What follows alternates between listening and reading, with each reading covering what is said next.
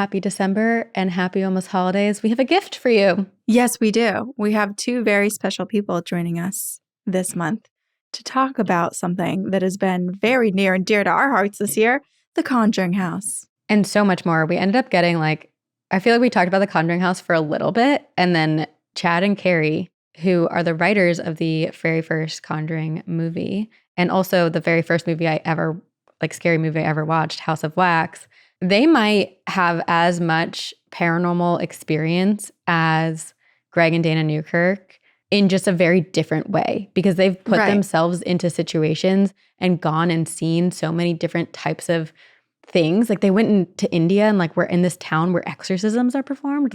It's wild how much they have seen. They're so much more than just horror movie writers. They live it every day. They do. And they told us all about it. So we put together this episode. We thought this is the best month to do it. Wrap it all up with some horrifying tales and then start the new year getting back into the horror movie watching game. Yes. Or, I don't know, trying to figure out what to do on a Christmas morning or New Year's Eve. You know what? Start watching the Conjuring movie right before, at 11, and then at midnight, one of the most horrifying scenes probably will happen. Binge watch every single movie the Hayes brothers have written. Yes. And you'll be terrified. Highly recommend. Anyway, we hope you enjoyed this episode. It was a lot of fun to record. Hello. Congratulations on your podcast. That's really freaking cool. I love all that. Oh, thank you. Oh, thank you. We have so many questions. Great. So for years, Corinne and I have been talking about going to haunted places in person. And so we finally did it. We went to the Conjuring house in Rhode Island. Okay. And we did an overnight. We did a tour. Did you really? It's our very first time ever doing a paranormal investigation. And we got there and it was the previous owner of the house was there who checked us in. And he was like, tell us about yourselves. And we were kind of telling him and we were like, yeah, this is our first overnight. And he's like, this is your first time doing a paranormal investigation. And you came to the fucking Conjuring house. He was like, you're dumb. But it was really fun. It was really, really fun. And so now we've just kind of been, we interviewed the people at the house. We went to the Rhode Island Historical Society and kind of got a lay of the land and the history of that area. And so we're just putting together all these different pieces for our show. And this feels like one of the most important ones because think of the Conjuring franchise. I feel like you guys kind of brought it to life. Thank you. With that movie. Yeah. And so we're just so curious. We want to pick your brains on your own hauntings, your experience writing the movie. It sounds like you both believe in ghosts. Oh, we've had our own encounters. We've seen ghosts, yes. You can't tell me that ghosts don't exist. You can't tell me the supernatural doesn't. I don't care if you don't believe me, but when you experienced it first freaking hand right in front of your face and had an interaction, then you can't take that away. It's like Carey and I are doing a movie about a guy that was abducted by a UFO and had 5 eyewitnesses and gone for 4 hours. And we have experienced orbs, that the government is now talking about, like yesterday on Capitol Hill. Yeah. The congressional hearing. I was watching it. Yeah, it's wild. So the supernatural is something that exists. If you don't believe in it, then I'm afraid for you. I really am. You're an easy target.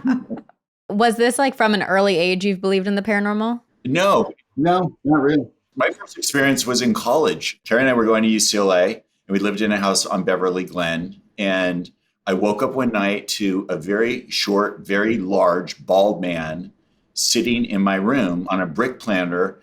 And he kept trying to cross his legs, but his legs were too big, so he couldn't quite hold it. And my dog was in the room, and I'm looking at this guy, and I'm going, who are you? What do you want? What do you want? I mean, I really thought it was a person. I didn't look translucent, looked 100% real to me. And that's all I remembered about that encounter. And it was enough for me to tell Carey in the morning, oh, God, man, I had the weirdest dream last night. This short, large, bald man in our room. And then, as it turns out, the house was built by a French actress in the 50s. And 2 weeks after that, we were at a party, and someone said, oh, do you want to meet Corinne Calvé? She's the woman who lived in your house originally back in the 50s. And she was like Marilyn Monroe days, but the French equivalent of that. Mm-hmm. I met her and Karen and I were just chatting with her on a stairway. And she goes, oh my gosh, have you met Henry? She said, Henry? No. Oh, he's the ghost that lives in the house. He's a very large, short, bald man. Have you met him yet? And I was like, our jaws just went kaboom. It was. Wow.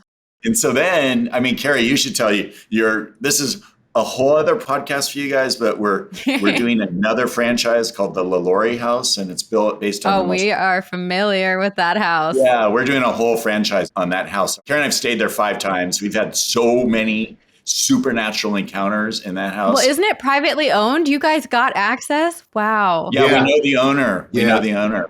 And he's the guy who bought it from Nick Cage when Nick had it. And then Yeah, I was going to say I thought Nicolas Cage owned it, but he sold it. No, that changed ownership years ago. it went into bankruptcy or something. And then Michael, our friend from Texas, bought it as just kind of his party house. And it doesn't look haunted, you guys. It's extraordinarily beautiful. It's like rock and rolly. 2 of our producers won't go back there at night. Nope. They've had, one guy, 2 of them got so scared by interactions that they're like, no, not going to do it. See, I hear that, and my first instinct is to be like, okay, Chad and Carey, how do Corinne and I get to go into that house? I know.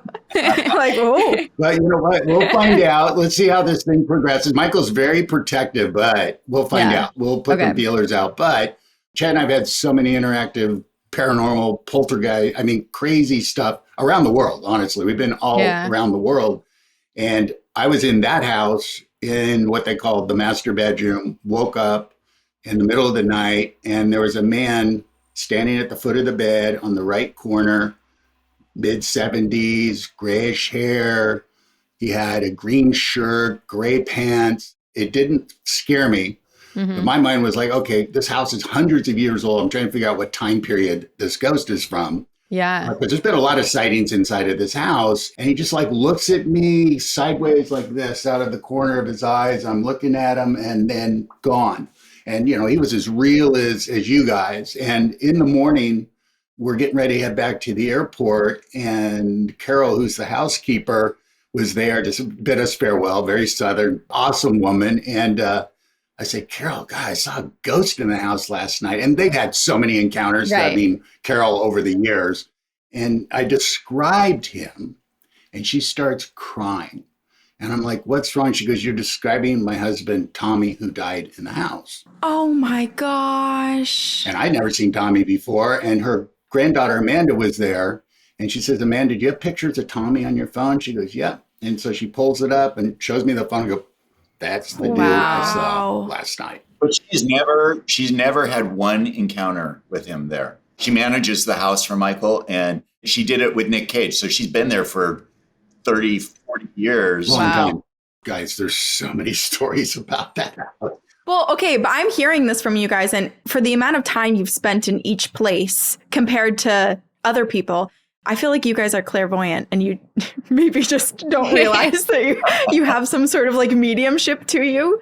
The fact that you're seeing these full-bodied apparitions too, that it's not like you're just seeing a wisp of something or something out of the corner of your eye. You're physically interacting with these. You know what, Corinne?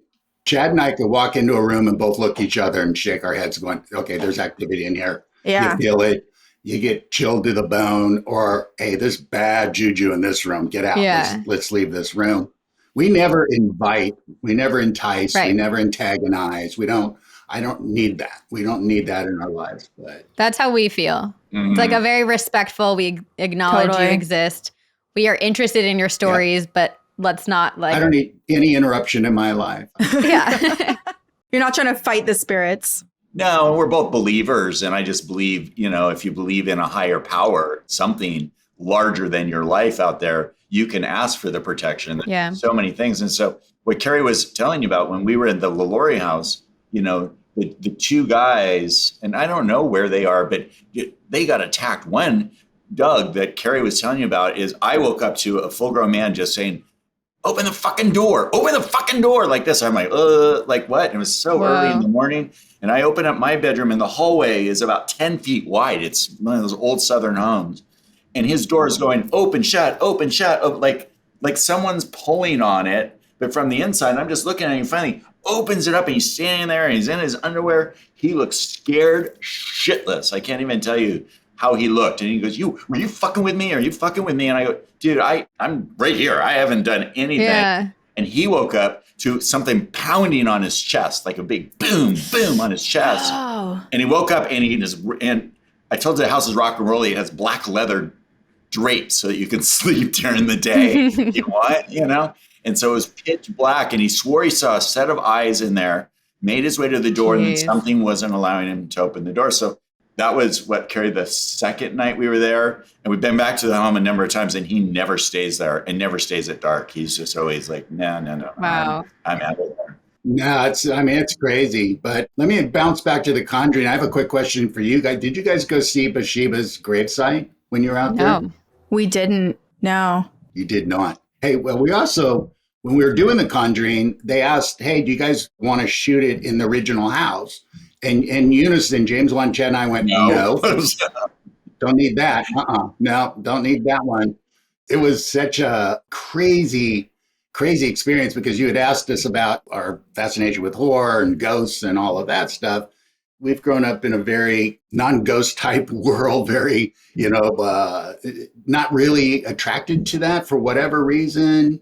But, when Chad and I did a movie called House of Wax in 2005, and suddenly we were scary genre writers. And we had done, Disney movies and movies of the week and action movies. And we both believe a good story is a good story, no matter what genre you put it in.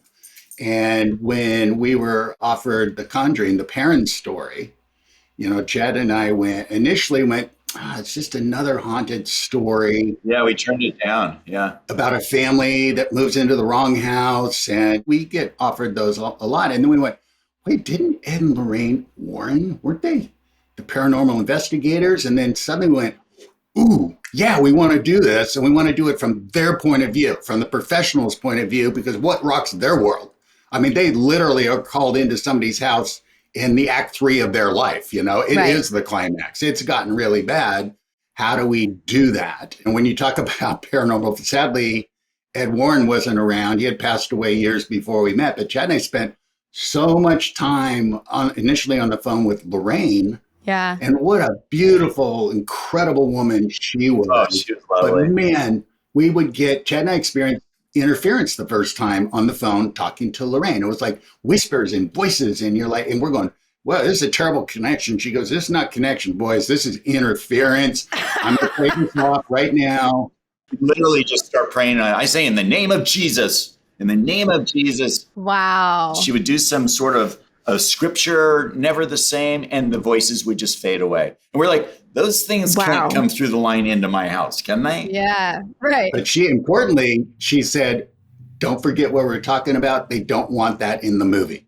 So it was like just certainly, I don't remember the first time we talked, but a lot of it was when we started really working on the Bathsheba character and what she did and her backstory, and where it all began was just such a horrific true story of a child sacrifice in that farmhouse. Crazy story, because she also told us after she had killed her child, it was the morning that there was harvest, and there was 2 other farm families that had come to that house to help with the harvest, and all of this was unfolding, and the husband and supposedly Bathsheba we put her in a tree, but it was in a barn, and was going to hang herself, sacrifice herself in the name of Satan. And she said, she cursed all these people. Any one of you, I'm cursing if you ever try to, do something on my land or whatever.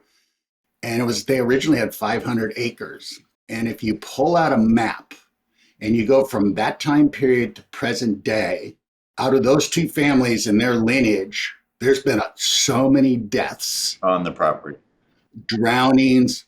There was a bus accident, and only kids that died were those 2 families. And what? I mean, just crazy, like weird hunting accidents, and people just found dead. And so it's almost like, I think we put part of that in the movie with Lorraine when she's kind of summating it to Ed.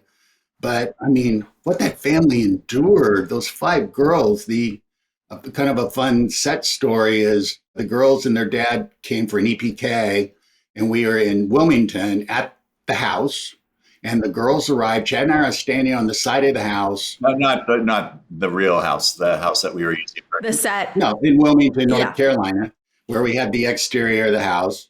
And we had Bathsheba up in the tree, and it's the Ed and Lorraine where they're turning and they look up and they see Bathsheba in the tree, that scene. And so Jen and I are on the side of the house, and the tree's, in the backyard, and here comes the van, and the five daughters all get out, and they're all happy to be there, and their dad's there, and they come around, and they all see the witch at the same time. And forgive me, it's been a long time. The youngest daughter, she drops Wow. to her knees and just freaks out. She wouldn't go in the backyard. She just wouldn't. And Joe Bashar, who is our music guy, was also the witch. He plays the villain in all James Bond movies, Insidious, all of those. He's always that little demon thing. We're like, Joe, just wave. And he's up in the tree. Hey, I'm not real. They were that traumatized, or she was at least. And we didn't expect to see that at all. But all that time later, too. What's so interesting, too, is Lorraine, was truly, truly so gifted. But she realized that she had a gift when she found out other people don't see everybody's auras. That's the first thing she saw as a child. And she would see auras. And she was going to an all-girl Catholic school. And she confronted the mother superior of the school. And she said, I don't understand. Everyone's auras are so nice and light. And yours is black. And she got her hand slapped with a ruler because of that, and was told to never talk about it again, never speak about it. And so she suddenly realized that other people don't see other people's auras. Right. And so cut to, we're on the set of The Conjuring, and I can't forget the gentleman's name, nice guy, came up and said, I understand Lorraine can read auras. Can you ask her what an aura, the color of a red top hat? If the aura looks like a bright red top hat, can you ask her what it means?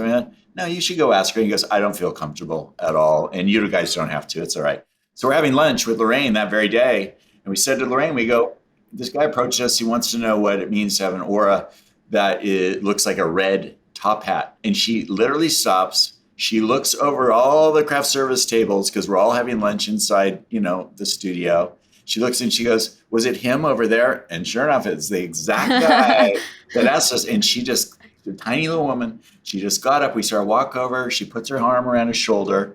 They both leave the building and come back in. And Lorraine goes, everything's okay. We go, what does that mean? And she goes, oh, it's horrible anger. It's just horrible, almost uncontrollable anger. And you have to process it immediately or something bad happens. Oh, wow. The Grip had gone to a carnival that took photographs of auras with his daughter. And hers was beautiful, and his scared the daughter. Oh, my gosh. And it scared him. He was like, what is that? He was going through a horrible divorce at the time. He was losing all his money. It was like he was so mad about the situation and his wife. But Lorraine took him through some sort of process because the dude later cried in front of Carey and I. He just felt so much better. And she took it away, he said, or whatever it is that she did. But it was a beautiful moment. That is beautiful. Yeah. Hannah's brother, his name is Dylan, and Dylan worked on The Conjuring as well. And Dylan just worked for John Leonetti, who's cinematographer, is an old friend of Carey and mine. And I called him up. I said, hey, we're going to shoot, and I want to get my son some experience. He just got out of film school and he wants to direct. And John's like, yeah, but I'm not going to babysit him. Just no babysitting. And I go, wait till you meet him. He will not need a babysitter. And so they put him on, and we were in the room that has all the Annabelle doll and all those trinkets and all that stuff The artifacts room, Chad. The artifacts room. And so the minute you say wrap, you guys have been on sets, all the lights go down because they don't want to pay it anymore. It's very expensive. Yeah. So, right. So then everyone brings out their flashlights and you do it by your own light. And so they had sent Dylan into the artifacts room to roll up some electric cable. And he's in there and he's literally got a flashlight. I wish he was telling you the story. He got a flashlight in his mouth and he hears this noise. And my son doesn't scare. He's grown up in scary movies and all this stuff. Yeah. He turns around and there's a little top what are you, the spinners, a spin top that just is spinning entirely on its own. And then it comes off the shelf right at his feet. And he goes, I've never screamed so loud in my life. He dropped everything. He went running out, and his boss, Scotty goes, "You're a grown man. Get your ass back in there." He goes, No. No, you can fire me right now. I am never going into that spot again. But that was, wow. That was kind of that got the big buzzword because everyone was like, ooh, maybe some stuff was on it. Because when Lorraine first came to the set, she asked James Wan, the director, if she could go around and really kind of get in tune, because most of the inside of the interior of the home had been from garage sales, flea markets, all that kind of stuff. And she asked for a few things to be removed that weren't beneficial to the set. They had bad mojo, bad energy. Yeah. Where were they taken to? Goodwill. They're in our house now. Check your mailbox in 3 or 4 days. Yeah. I know I made the mistake recently of saying like, ooh, like I really want people to send us weird things. And now people are sending us haunted objects. And so No. Sabrina. I know. We have so many like little anecdotal things because we are the scary guys. We were at a meeting at a production company, and this assistant like was very discreet, but he said to Carrie and I as he was checking us in, he goes, "If you have any time after this meeting, can I steal 2 minutes of your time? But please don't tell anyone." I was like, yeah, of course. And so He goes, "I'm not pitching you a story. I just have to get your advice." Right. And so we went, sure, of course. And he looked so sincere what he was saying. And he literally, so we're on our way out, and I say, "Hey, can you show me where the bathroom is?" Just to get him out of the office, you know? And so we walk out into a hallway, and he had just moved into an apartment. He was there by himself, mattress on the bed, only a dresser, some clothes in a pile and stuff like that. And he woke up in the middle of the night and his dresser had moved across his room to the center of his room. And he goes, "You guys, I'm not kidding you. This is the first night in this old apartment building here in LA." So he goes, "So I put it back, I pushed it back, and I went to bed and I tried to go to sleep. I finally went to sleep and it went over again." So then he was like, "Oh my God." And he had a Bible, his mom's Bible or something. So he took the Bible and he put it on top of the dresser. And sure enough, goes one more time. And he just was like, "Do I leave? Do I stay? It's not hurting me. I'm not," he didn't know what to do. But when he looked past the dresser, his socks had been all put in a line like someone was walking toward the door. Footprints. I know this. Wait, I know this story. Do you really? And the Bible was at the door of his apartment. How do you know the story? What's his name? Does he work at Warner Brothers? Maybe now. Carrie, this is when Noreen, it was her assistant. Remember it? Oh, yeah. That was probably, this had to be at least 15 years ago. Probably. This is a long time ago. I've never forgotten it because, I mean, how horrifying. I would never stay. Well, I guess to go back, when you were pitched the movie concept, was that the first time you'd ever heard of the Conjuring house? Or were you familiar at all with the area ahead of time? No, we had never heard of it. And it wasn't called the Conjuring house. It was just a farmhouse in where you guys went, Yeah. the Roadhouse. Yeah. They moved there from the city to get the girls out into the country. And that's where it, literally took place. So no, the only thing we were familiar with was family moved into a haunted house and then some scary things that had happened to them. Because, when you're designing these films, you can't necessarily stick to the timeline. The parents lived in that house for over 9 years when all this happened. But, you have 2 hours to tell the story, basically. Yeah. And then you always have to answer the question, well, why don't you just move out? And in their situation, I think it was financial. They couldn't afford it with so many people in their family. It's interesting because in spending time at the house and we started reading Andrea Perron's books, a lot of the focus has been taken away from Bathsheba. And a lot of it is, the land and the King Philip's War and how many deaths are on that land. And then aliens has been like a big belief for at least Andrea and the people who own the house now. I'm curious your perspective, like aliens versus Bathsheba. Well, I was unfamiliar with the alien part of it. I didn't know that. No, did not. And we never read Andrea's book. The studio did not have the rights to read. They said, "You don't read this book. We can't use anything out of this. Just don't even read it." So this is the first time I'm hearing aliens on that property, really. It's like Yeah, me too. It sounds fascinating. pretty interesting. I mean, we can read the book now. We've already done the movie and everything else. Oh, we met Andrea. She's lovely. She's sweet. Yeah, she's wonderful, wonderful individual. This is funny because when we did the tour at the house, the guy who gave the tour was like, yeah, Hollywood read the books and they were like, this is too scary. We're going to change the story because it's too scary to make what the books were. So I like getting your side of it. Wow. I guess if I owned a haunted house, I would do the same thing. It's a better story.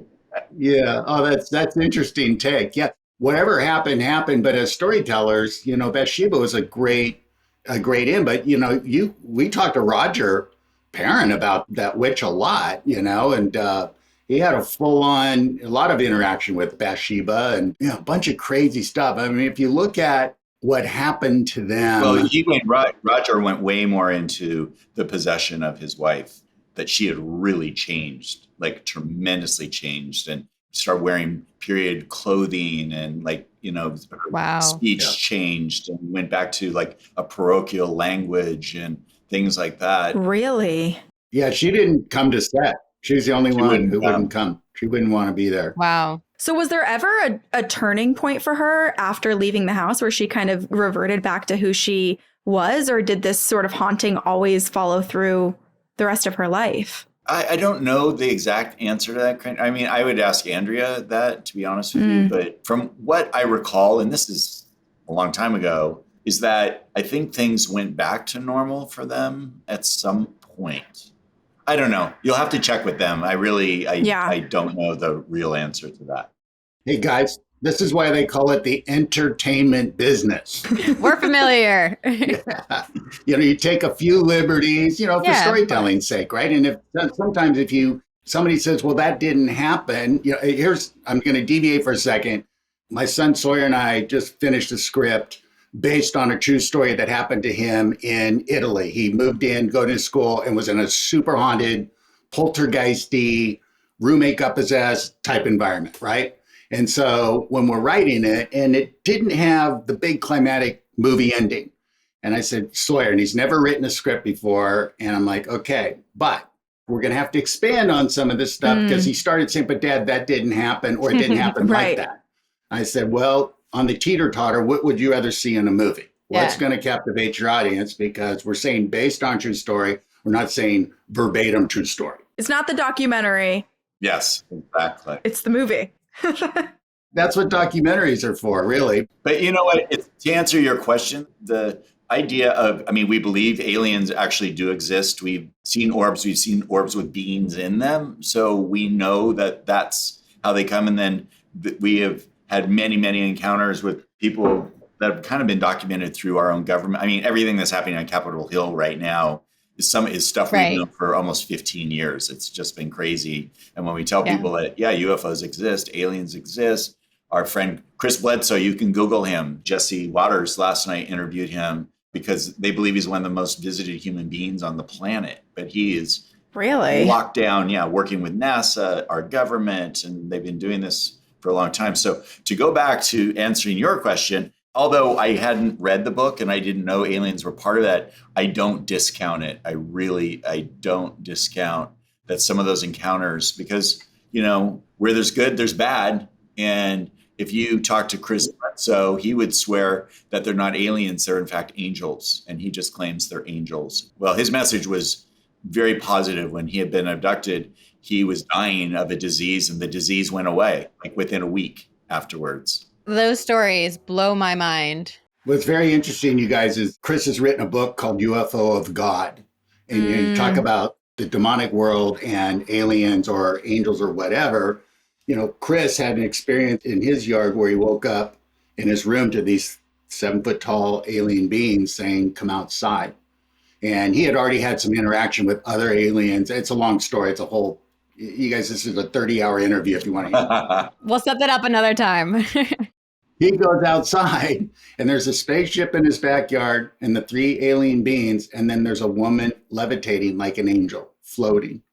And she talks to him and he calls her the Lady in White. If you look up Chris Bledsoe, Lady in White, and it's very much like the Lady of Fatima with the 3 shepherd children. She gave him the exact same message. And this lady in white has been a reoccurring theme over the years, and why the government's very interested in knowing more about who is this lady in white and so on. And so while I'm only painting a picture that you have a spaceship, 3 aliens, and maybe an angel all in the same proximity, it's like, okay, I don't think we can define and put everything in its own category. Yeah.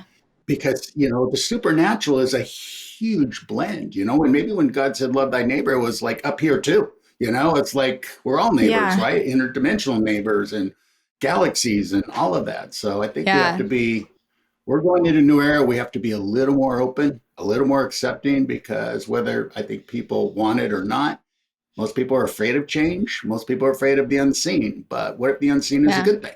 What if the unseen can help you? You bring knowledge from different places, people, things. It can help us, It's very curious, the idea that like we can't necessarily categorize certain paranormal entities and beings because we don't truly understand what they are, right? But in all of our research that Sabrina and I have done, it's interesting how many places that are quote unquote haunted that also have UFO experiences or cryptids, or there's almost like these hot spots where there's so many encounters with various entities and creatures and odd energies and vortexes and portals. And so I can understand why there would be so many different theories surrounding the Conjuring house, especially given how much has happened on that land, like even with the King Philip's War and just the amount of people that died there. There is a lot of weird energy. I'm going to pitch another theory about the Conjuring house. It's making me think, have you guys ever heard of the Bell Witch? Yes, I don't know why. Remind me. Basically, the premise is a family moved into a house. They started encountering a possession of this entity that they called the Bell Witch. And what was believed to be the Bell Witch was a piece, like an angry piece of their neighbor, this woman who had passed away, and all of the anger that had resided within her had chipped off of her soul and festered and created this sort of entity that continued to haunt the land and the cave and the house and whoever lived there. And so it just makes me wonder what happens at the Conjuring house and what happens at certain places like this, like Bathsheba. Is it Bathsheba, or is there something lingering that's like a chip of her soul or a chip of the negative energy that occurred there? Yeah. Have you guys been to the house? No. We did some research or something and wanted to go, like after, correct me if I'm wrong, Chad, but I believe hearing after the parents left that it became a daycare center for children. Yep. Yeah. And we're like, are you freaking nuts? But then in our journey, talking to experts, to say, just because there's different entities that are attracted to different energies in the house, right? It doesn't mean, hey, Bathsheba, if the energy's there, she's going to target all the children, right? There may be different, you can go through generations of homeowners. Like in Louisiana and New Orleans, there's 2 things you do not have to declare when you're selling a house, right? If anybody died in that house or if it's haunted, you don't have to say that. So when you buy a house, I'll go, oh, that's because so many people have, and then if you put that stigma in your head. But I believe, like what you're saying about the Bell Witch, that there is a residue of energy. There is, like the story of Lorraine, she shared with Chad and I, she's brought in on an investigation on a homicide. And she was brought to the location where it happened. Now there's nothing there. And right there when she was there, she knew that there was a police officer who was the killer. And she also knew it was somebody local. And she also knew that person was riddled with guilt and if confronted would confess. Wow. But I'm like, yeah, because you leave something there. And what is that? Is that a gateway? Is that, the Grudge did it really well, right? Like the movie The Grudge. And, when something violent occurs. You guys, I think it's like an imprint as well. It's like, you've been on enough of these where Karen and I have, you walk through a place and you find a cold spot and it's always in the same place. And so, I mean, what is that? Is it a portal? Is it a frequency change? It could be any one of those things. I mean, the Lorraine thing is fascinating because the cop who had brought her on the investigation brought her back and said, do you see the officer here? And she knew who it was. And so she left, they confronted the guy and he confessed the whole thing. Wow. It wasn't intentional at first and Right. so on. But you know, it's interesting because every time Chad and I go to the LaLaurie house, we can hear a baby crying. You can walk into the dining room and it's not in the dining room, it's suddenly in the living room. And then, Interesting. or, you know, it's different parts of the house. So you're going, okay, so is this a time thing or old smelling French perfume you smell? And you're going, oh, to go, some days you don't smell anything. But where does that come Right. from? What's the residue of that? I mean, it's really so fascinating because it could be a willingness from us. We're there to investigate, so we want to see and hear and smell something. Or like Michael, the guy who owns the home, has never had an encounter. Not one. Nothing. That's so fascinating. And we were interviewing his housekeeper the first time, and she's going stories and stories and stories. He's like, and she had never shared. He goes, why didn't you share these? And she goes, I don't want to lose my job. You know, I want to keep you here in the house. And he goes, you're cool. Tell all the stories. And then she goes, well, Chad and Carey, I want to get the electrician here. He rewired Michael's house. He's got so many stories. And then the electrician shows up and he tells us this crazy story, literally about Michael wanted all LED lights in the entire house, and he wants them changed out every year, whether they're good or bad. He doesn't ever want a guest to come to that house and a light not work. And so the guy that changed them all out, and he goes, well, what do you want to do with all the lights that's still working? He goes, you can have them. So the electrician brings them home the first time, puts them in his house, and they have the house, and his wife didn't like him going to the house because it has that reputation, right? At night, when they had them all in, he put them all through the house. They all blew out at the same time. Oh my God. Oh. And he told us this story, and Chad and I were like, oh, bullshit. And he goes, hey, honey. And he put her on speaker. I'm with the guys who wrote The Conjuring. Can you tell him what happened when I brought the lights home? And she just goes, she told the same story, same exact story.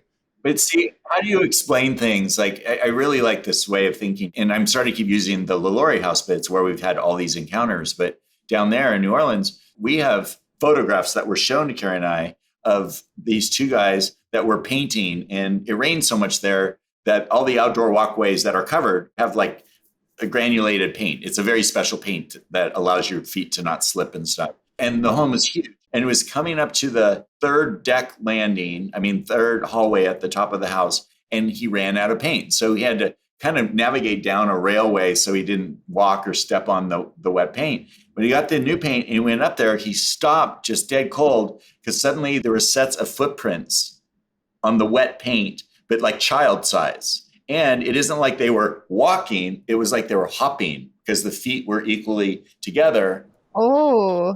And they started about 10 feet out and came toward the stairs. Yeah. I mean, we got there right after this had happened. That guy was freaking out. Yeah. And so we took pictures of the footprints, Wow. but it wouldn't go anywhere. But part of that story is a young slave girl leapt off the roof while being chased by the owner. And she just chose to die rather than continue to live this way. And a lot of people that take that ghost tour believe that they see a young African girl sitting on the roof with her legs dangling off the roof. Chad and I were there working on the script and got a call from a tour guide guy that we had met, giving us a tour earlier, and said, hey, are you guys in the house? And say, yeah. He goes, I got a tour group outside that want to meet you. Can you guys come outside? And we're like, yeah, sure, we'll come outside. And so we go out there, and this one girl, when we're done talking, she goes, can I get a picture with you guys? And she pulls it out and takes a picture, and she's in between Chad and I. Her face looks great. Chad's is swirled and mine's swirled. And she goes, oh, that's weird. She took a picture across the street. Oh, it's fine. Let's try another one. Same exact thing. And Chad and I look at each other and go, wait, is swirling a good thing or a bad thing? You know, this was just crazy thing to see. Jeez. We would love to hear. In writing the script, did you have any hauntings? In filming the movie, did you have any hauntings? And then did you meet Annabelle, the doll? Let's start at the beginning, Carey, because when we were writing the script, we would write during the day, and James Wan, the director, he stays up at night, and he would read our scripts and do notes on it at night. And he had adopted a rescue dog very early on in the thing. And he called us up one day completely freaking out because he was reading the script in his office, and his new little dog had its back to him, but was just staring up at a corner in his office. It wouldn't stop staring in the corner.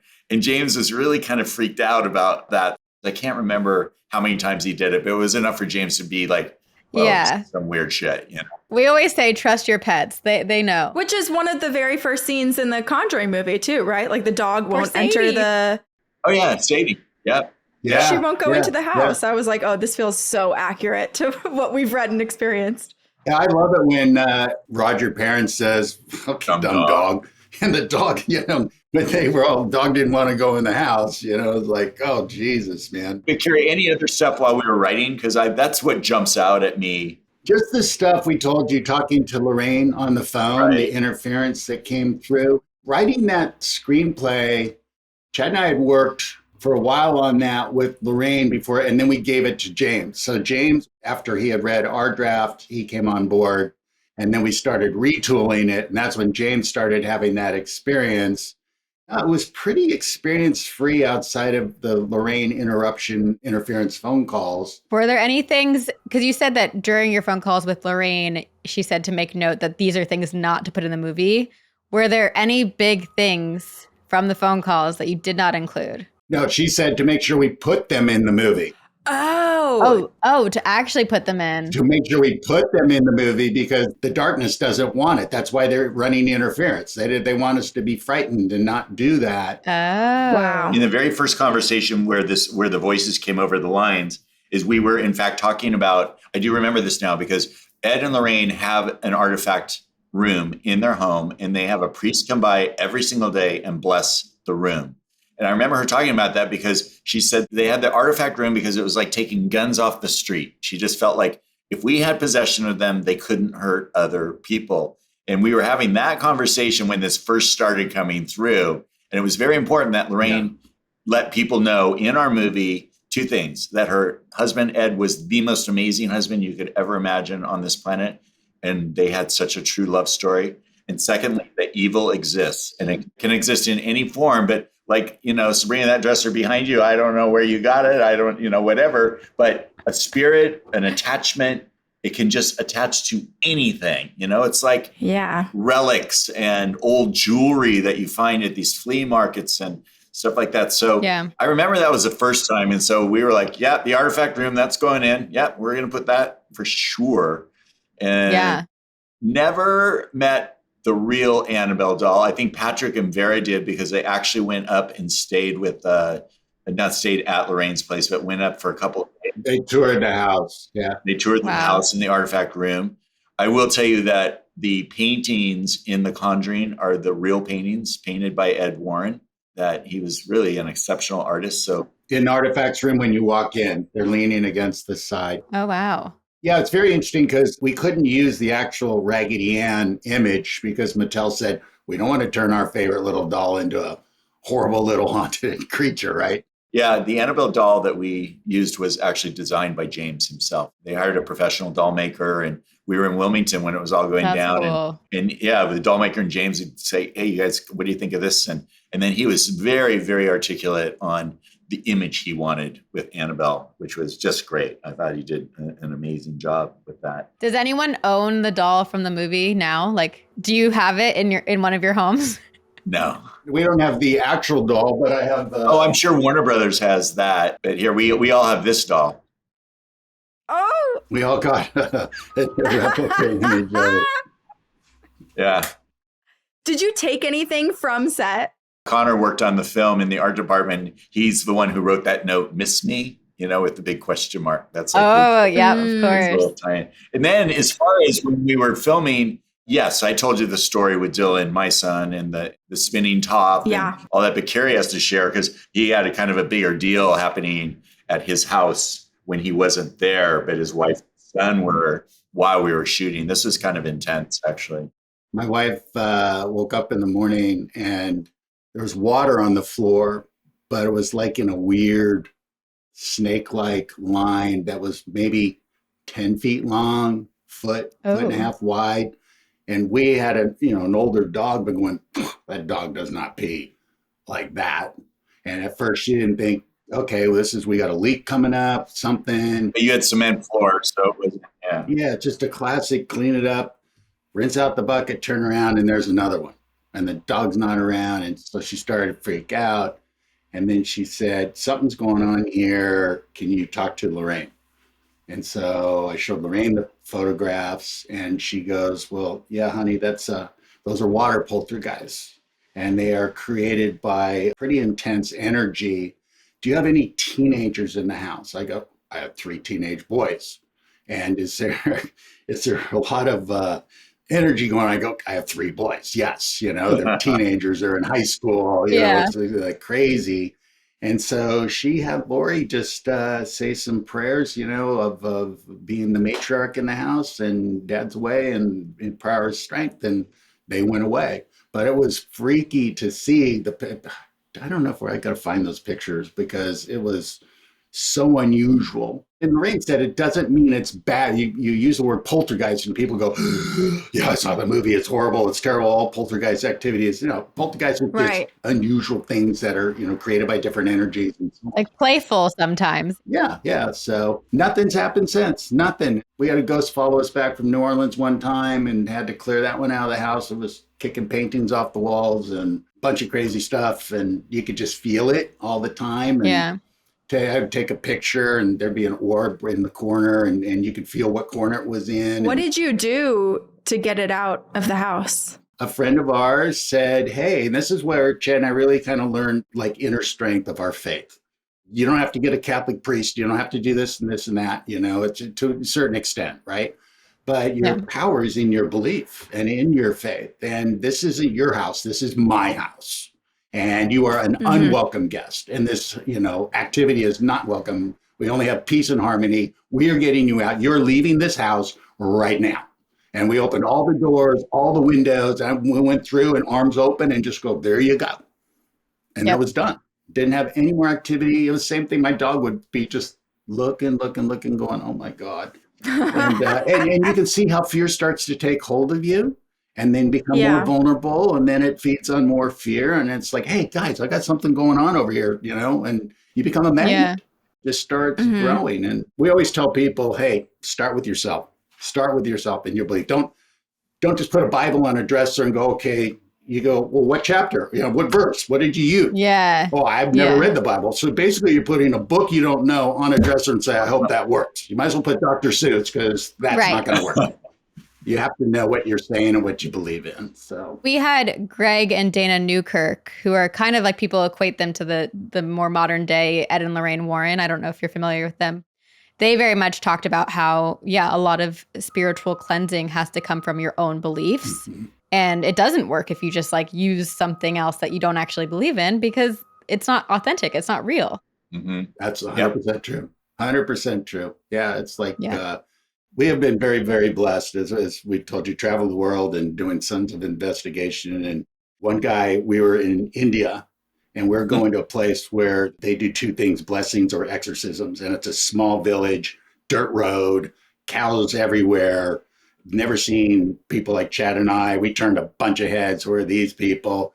And there's a priest there and we're going to go watch an exorcism. And he said, "How is your belief?" He goes, "What is the strength of your belief? Because what you're going to see is going to test your belief." And Chad and I are like, "Oh, you're scaring the shit out of us, but we're pretty strong, and we're going to walk up into this room. Whatever you do, the individual we're going to pass, do not look at this individual in the eye." I wish that person had never told us that because we go up there, we go up these stairs, it's like 110 degrees out. This guy's chained to a wall facing the sun and he's not even sweating. And you're looking, going, "Whoa, this is crazy." But then people are standing around in white because they're getting blessed, and it's like almost like normal. And we walk by this guy, and I can't not look. Chad looks, and I've never looked into more unholy eyes in my life. I did not know what the word unholy eyes ever meant until we saw this guy. And then I Wow. was like, "Oh man, there's some dark shit going on," right? And he's looking at us like, "I'm getting you next, motherfucker. Get this, I'm after you." And then we watched this exorcism take place and it was gone. It worked. But our strength, we prayed Yeah. and was like, nothing happened to either of us. But I only believe because of our faith, because of our strength, Yeah. because of that. I'll add something else because in the world that we live in, we seem overtly religious people not lose their faith, but they change their perspective on religion, you know? And I believe in one God, many faces, you know, many from many different countries around the world. But I really believe in a universal God because there's just too many countries or civilizations that contribute everything to a higher place, even when we don't even speak the same languages, but we're talking about the same thing. You know what I'm saying? So Yeah, I it's agree. kind of inherent in us. So it is like what you said, a spirituality, a protection. You have the authority of yourself to override the darkness, you know, and you really have to believe it because like what Carrie said, we were both terrified of that one guy. I'll never forget that. But even going upstairs where we were able to watch an exorcism, there is a young girl, maybe 9 years old, completely just not Linda Blair possessed, but like she was giggling and she was laughing and she would do a backflip and land with her head smacking the floor. And she did it over and over and over. And her parents were like sitting around like this is nothing. They believe that when you're possessed by a spirit, the spirit doesn't allow the body to be injured. And this girl, no blood. Because I need it. Yeah, I need the body. Nothing. And it wasn't until later when Carrie and I were, I don't know, grabbed a beer or something. We needed something after that.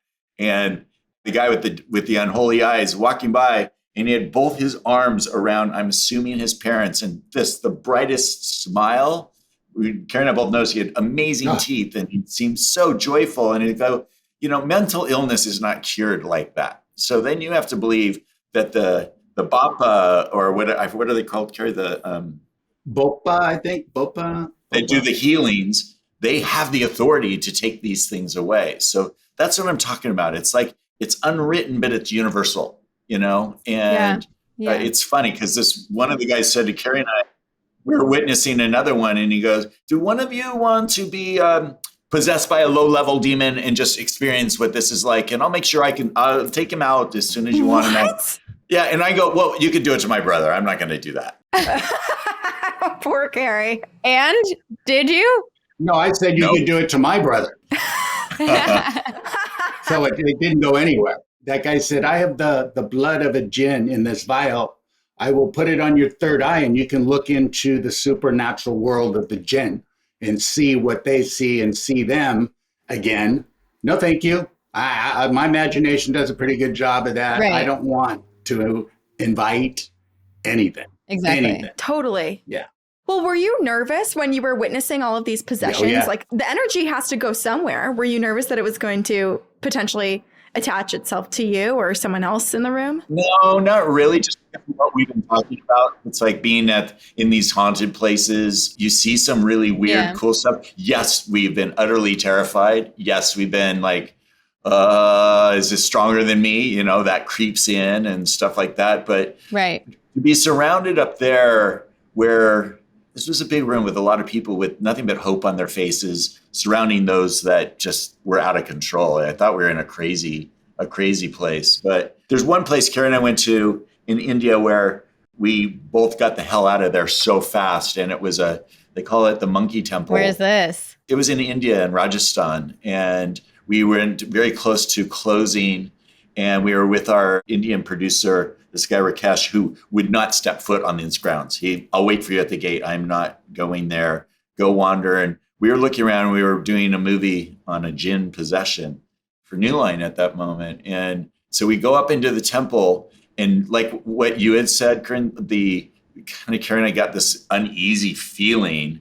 And we remember this, Carrie, we just kept going higher and higher in these stairs, and the sun's setting. And I'm like, it was more than just a temple. It was like a village that had been that's right, abandoned overnight years before because of jinns. Yeah. Because of that. So, you know, it's like you guys going to the parent house. All right. No, we heard the story. We're going to go there. But yeah.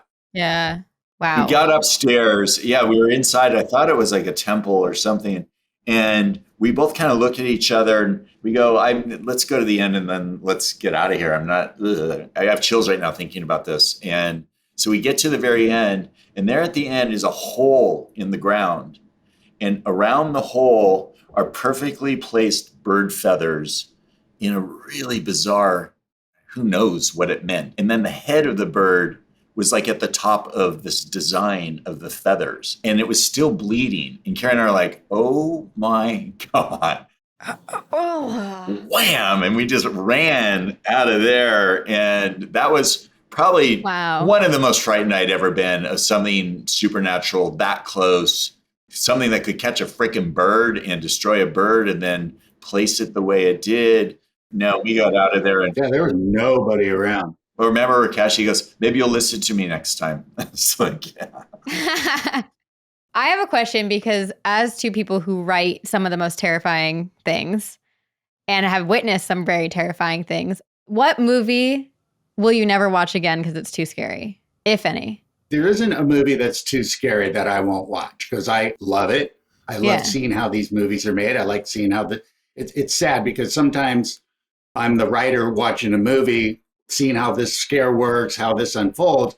But a lot of times it's like, I forget that I'm the writer and I'm like starting to sweat. Oh, and I'm jump scaring. I'm going, oh, this is good. This is great. Turning the volume down. Yeah. My kids laugh at me because I freaking jump at so much stuff. The stuff that I won't watch is like gore scare. I don't like watch people get hurt. I told you we did House of Wax. That was the only. I was just going to say House of Wax is the ankles. We decided after that movie, that was it. We were not going to do that again. Haven't done it since. Yeah. That was the first scary movie I ever watched. Was it really? Oh my God. Oh my gosh. Yeah. Want to hear something really bizarre?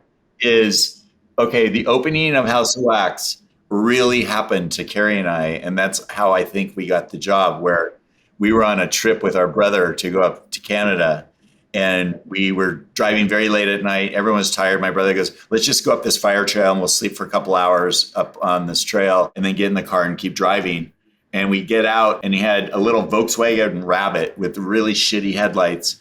And so we had the headlights on. We're trying to put our bags down, and we go, oh my God, and this smell, like death, like just this horrible smell just washed over us. And we're like looking around. Of course, we didn't have a flashlight or anything, and something's dead, and then it would go away.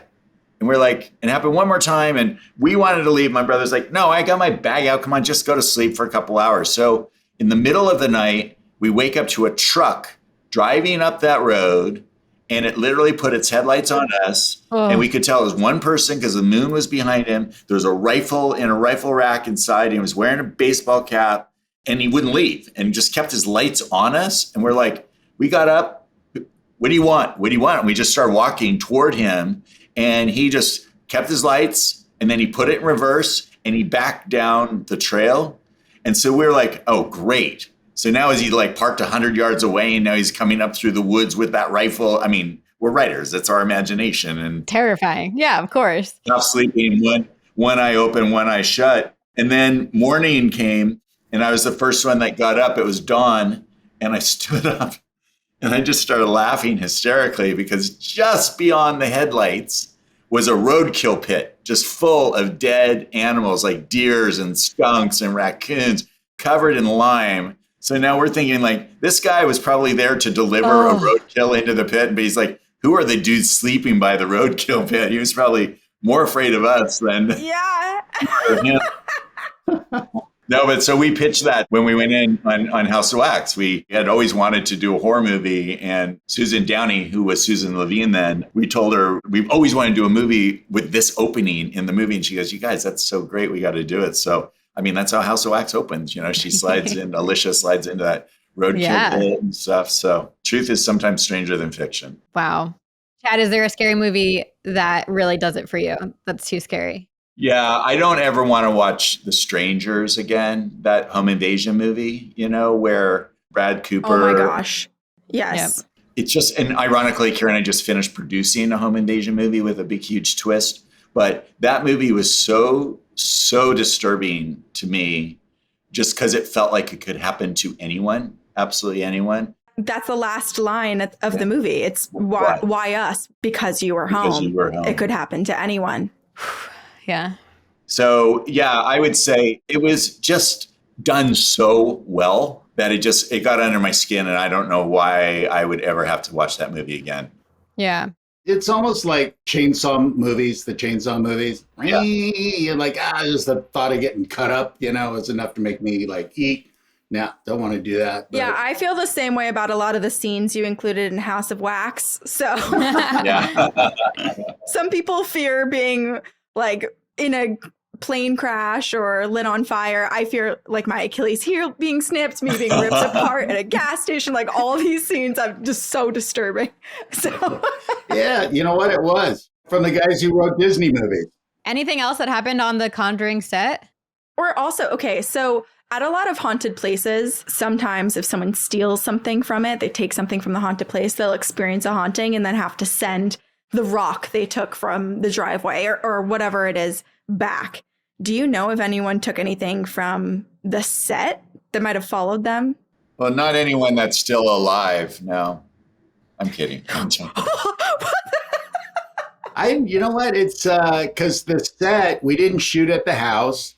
All of Yeah. the pieces were, either made or brought in there, I think, which was a good thing, because if you did shoot at the house and you were around that property, that's just inviting conflict. That's just Definitely. inviting stuff like that. Well, and Lorraine had certain things removed. I can't recall exactly. I think one was a piece of furniture. One was, I think, a doll of some sort, like an antique looking doll, and one or two other things. And James was very, very supportive of acknowledging that she had this gift and not to introduce anything. I don't know if anything in particular happened. You'd have to talk to Vera or Pat, Wilson, Vera Farmiga or Pat Wilson, if anything happened. I didn't hear any stories about their families or anything. One of the most horrifying things in that movie for me is the hide and clap game. Yeah. Is that inspired by, is that a true thing that they experienced, or where did that come from? Is that just from inside your brains? That was James one. That was James. Yeah. He wanted that in there. He goes, the great thing that make things scary is things that seem harmless when you start and build into it. He goes, I want to really, if we could put something in here like that. And then he said to Chad and I, he goes, hey, I think I have something that would work. And we have to parcel it out and build on it. He goes, it's play hide and seek, but you hide and seek through a house. He goes, you guys do that? Yeah. But did you ever play the clapping game? We're like, no. And it's like, you have to do that, right? If somebody's around. Yeah. And then, so that way we went, okay, that's really good. Because you start with the girls and then you find the basement because of it. And then Rory starts doing that in the basement to the mom. And then the hands and the cut and the hands coming out. Yeah, it was such a great idea to build on and make that into. Well, we responded to the fact that it's like that feeling of being chased, when you just who's chasing you and they're right behind you, but that feeling of I'm about to get caught. It's like Carey and I try to design these things like you're on a roller coaster. We try to write our films like you buy your ticket, you sit in the seat. You're going to be safe, but you're facing the unexpected. And then you go, that first giant hill climb, first giant scare. And then we got to let you breathe for a couple of minutes, and then we can do it again and do it again. So it's really fun. And the clap game really fed into that sense of a roller coaster really, really well. And it was fun. It was really, it was clever. A lot of people have commented on that, Sabrina, as well. Just like, where did that come from? It's like, that's James Wan, I don't know, in his sick little mind somewhere. Having fun, figuring it out. Would you ever go to the Conjuring house and play that game? Sure. Yeah, let's see what happens. I don't know if you need to entice anything, like I'd rather write it than experience it. Chad, yes. Carey, no. I don't want to write about my own experience if it's horrible. I'll write about other people's. Yeah. We'll have to invite you to our future homes to tell us if they're haunted or not, since you guys clearly are super in tune. Are there any moments from the script, the original script, maybe the shooting script, that didn't make it into the final cut of the movie that you're bummed about? It's a great question, but no, the script was so ready to shoot by the time we were shooting.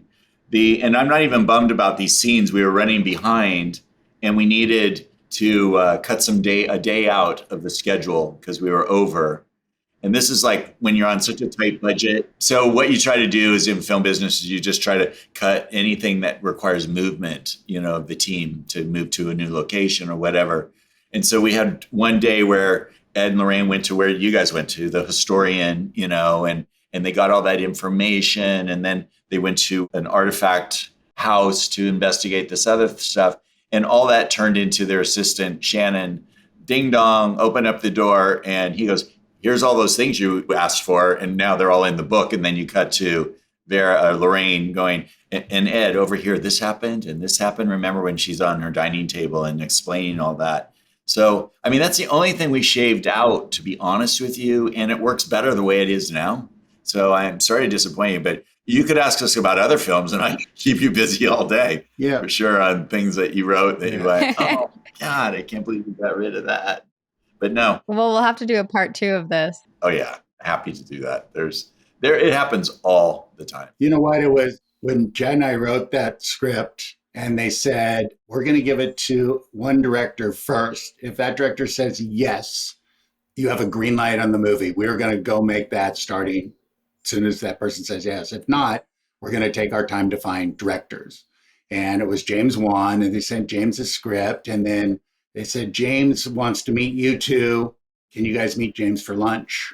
And we said, absolutely. So we met for lunch up on Sunset, and we just hit it off right away. And lunch turned into dinner at the same restaurant. We just kept talking and talking. And he had just great ideas, really great ideas, and how to trim some fat and how to expand the scares. I mean, James is a master of scares. He's really, really good director, as we all know. It got so tight so fast that once we went to location, we ended up building the interior of the house inside of a soundstage. So James had wider hallways. He navigated it really well, designed it so it was shooter friendly. We didn't have to go into the actual house and, do anything like that. So that helped expedite everything in a really nice way. And I'll never forget that Lily Taylor said to the 5 girls, she goes, I have done so many movies, you girls, remember this. This is the most conflict-free movie I've ever been on. I've never heard so much laughter and everybody get along. And it was funny because Chad and I, we had rented a place on the beach in Wrightsville. And every Sunday we would have oyster feasts at our place. Whoever wanted to come by, we'd buy bushels of oysters. And everybody would come by. And it was really fun. And Peter Safran had a friend of his who was producing another movie. He said, can I bring my buddy? I'm like, absolutely. And this guy shows up and he goes, wait a minute. You work together all week and now you're spending Sunday together? He goes, I'm 3 days into my shoot and I hate everybody. It's like, oh, that's so nice. That's incredible. So important on a movie set too, where like energy can be so heightened with the fear and the anxiety that's built up in all of those scenes. So that's awesome to hear that. That everyone actually enjoyed it. It was really one of our best film experiences we've ever had. I mean, honestly, It was just so much fun and laughter and just everything just went great. There was no huge conflicts or no dramas. That's amazing. It was really nice. For such a scary movie and based off such a scary story, that is a beautiful way for it to like kind of tie together and wrap up. That's amazing. Yeah. You're absolutely right. Because at the core of it was like pretty gnarly. And you get halfway through a movie shoot, and that's kind of like the midpoint of a movie, right? Where you need something to happen to keep everybody going a little longer. And James had everybody at lunch. We're at the house, the exterior house. And at lunchtime, he goes, I need everybody in the living room of this house. We all crowd. I mean, this is like 80 people, right? And we all crowd in. And there's this big screen TV. And James and his editor, Kurt, had clipped together based on what we had shot so far, a trailer. And everybody, and this is every actor, every extra, everybody is watching this. And it was like 3 minutes and it was so good that it just revved everybody up. It's like, whoa, we got a great movie here and it's only half of it. So it was really smart because it just carried, everybody was so happy they were part of what was coming together in such a beautiful way. Yeah, you felt something special was happening. It's very interesting because, for such a scary film, all the parts just came together seamlessly. Like even we were supposed to release it January 25th as a winter film. And they decided to do a test screening. A test screening, I don't know if you guys have ever been to it. It's 400 people, 200 women, 200 men, half above 25, half below 25. And that's called 4-quadrant movies. Yeah. So if women your age just really love the film and give it super high scores, the studio just focuses on advertising in your age group and to your target audience. Yeah. And so they did a test screening and they said, if you get a 43%, we're good to go. And we got an 86% and across all 4 quadrants. And there's a thing called Def Rec where the most important thing in our industry is, would you recommend this film to somebody else? It's the cheapest advertising, but the most powerful. And this is where it got an 86%. Right. Word of mouth. Yeah. And so word of mouth. And then they wanted to make sure that, and there's a couple little things like, oh, where did the matches come from? Oh, where did the crayon come from? Like stuff like that. So we did like 1 day of reshoots, put those little inserts, nothing, like tiny pickups. And then they wanted to test screen it again. And James was like, oh no, oh my God. And so we're all having beers before the screen. He's having milk. His stomach is just churning like crazy because lightning never strikes twice. And this time when they did it, it went up to like a 93%, which was just crazy. And that's why the studio decided to make it a summer release. They put us up against all those giant $100 million films, you know, the Marvel movies. I forget who we were up against, but some really big movies.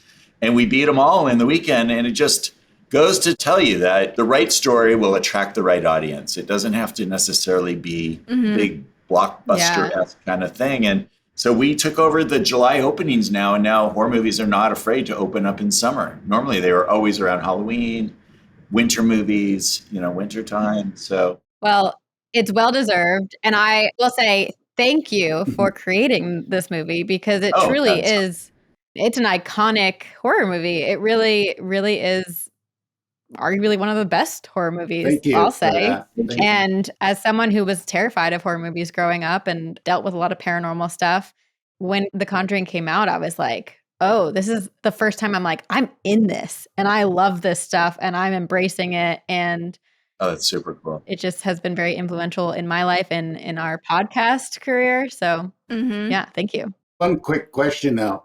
How did you two ever get into this? Where did this come from? I mean, we're motivated because it's a business, but you guys do this and go to the house and, you know, you're looking for it. Yeah. So where'd that start? Well, it found us first. In childhood. Did it? Yeah. We both grew up in haunted houses. Sabrina's house in New Jersey, where she grew up, was quite haunted. My house in Vermont, extremely haunted, still haunted to this day. My parents are always calling with like a new ghost story that they've encountered in our home. So Sabrina and I met in college. We went to Loyola Marymount University in LA. And it was the first talking point we had together. Like, oh, I grew up in a haunted house. Me too. And it kind of just spurred us A friendship. Yeah, a friendship. And then, you know, LMU, like classic college campus, there's always hauntings. We would go at night. We'd like, before a party, we would like go and investigate the theater by ourselves, like sort of do stuff like that. And then as things progressed and I moved back to Boston, to the East Coast, we just decided to do a podcast about the things we love most, which is ghost stories.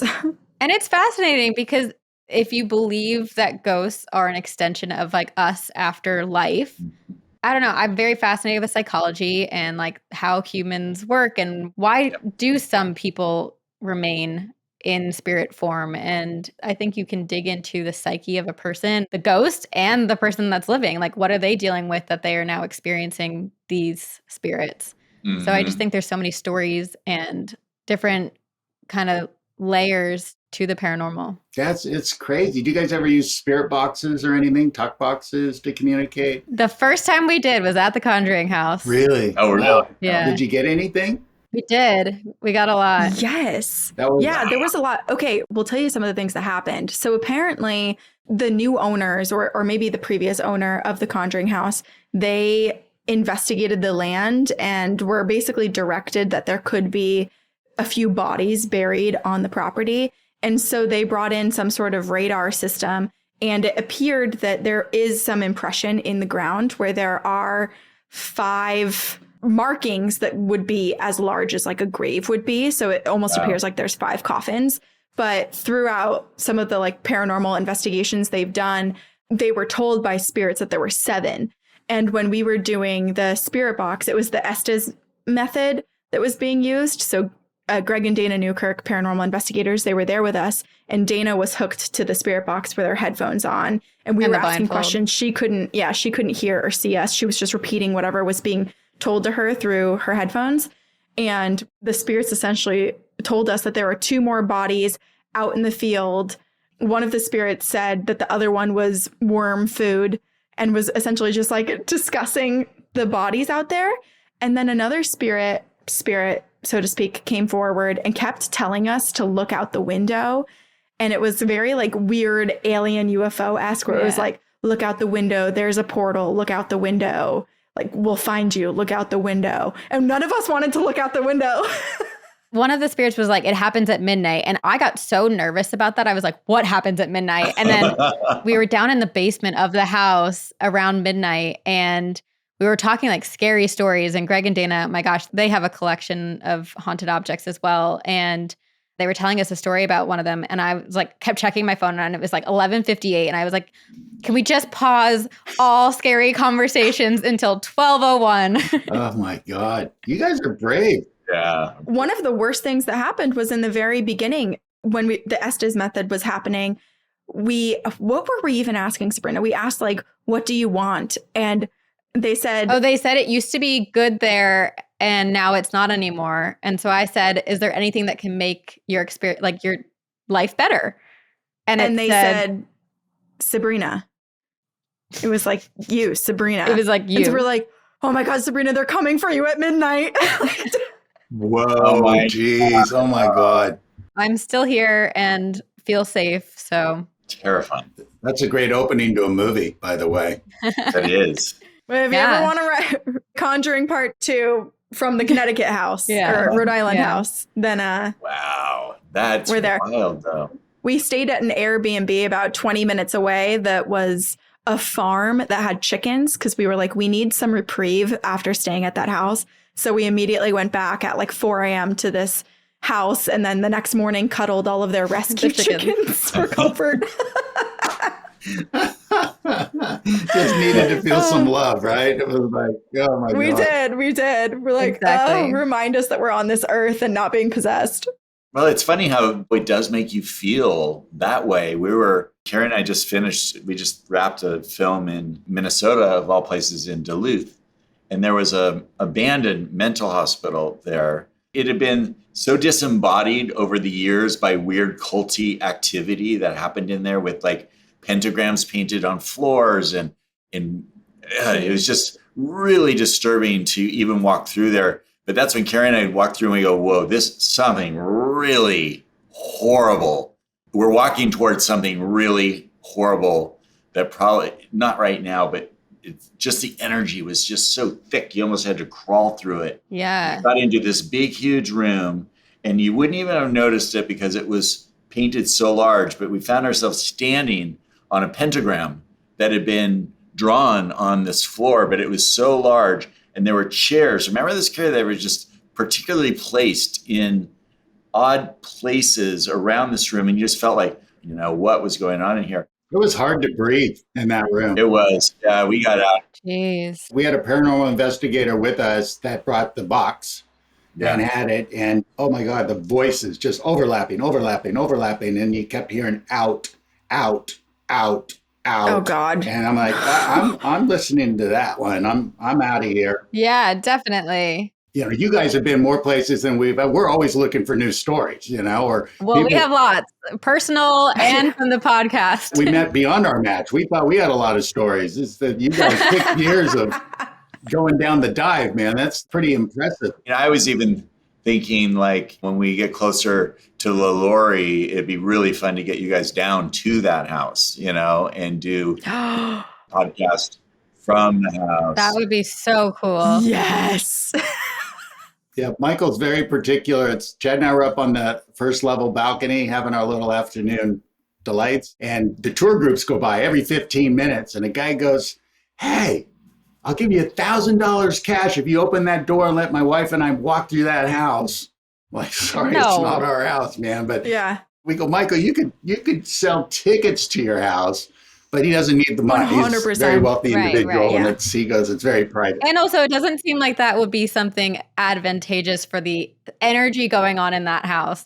Yeah, you need No. to be careful about like what sort of energy and sometimes Yeah. like desperation people bring in Yeah. with them that could exacerbate the activity, which sounds like there's plenty already. But it's like Fort Knox. It's so tight on security just Oh my because gosh. people want Yeah. to get in there, and they leave like little odd sacrifices at the front door. They put it through their hands through the gate, and they'll do like a gree bag, that has different spices and herbs and maybe some cigarettes laying across the top of it, and it's some little idol.